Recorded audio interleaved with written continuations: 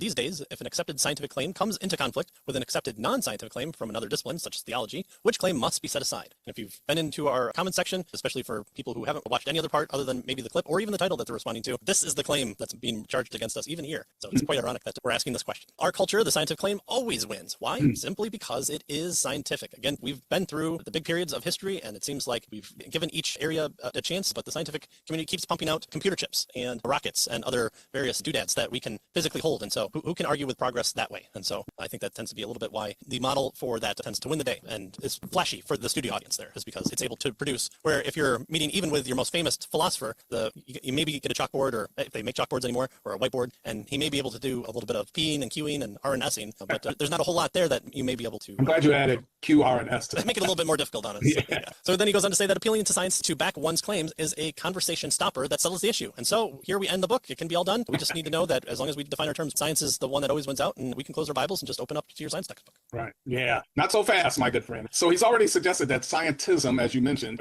has a foundation and philosophical foundations to support it. And so it can't be the only way to truth, right? The only true or only way to knowledge is whatever science is, because in order to defend the various philosophical underpinnings of science, you need philosophy to do that. So he's looking at weak scientism, which says, okay, some stuff may be true, but in the end, science always wins if there's a conflict. That's the basic idea, right? He says weak scientism encourages us to look only at the authority of science, and here's the problem, and not to examine the actual arguments. And so weak scientism, he tells us, allows for truth apart from science, right? That's the idea of science. According to weak scientism, science isn't the only source of truth. There may be truth apart from science, and it grants these other areas some minimal rational status without scientific support. But weak scientism still implies that science is by far the most authoritative sector of human knowledge. And so again, it doesn't get off the hook because it's suggesting, yeah, in a fight, science wins. It still says scientism.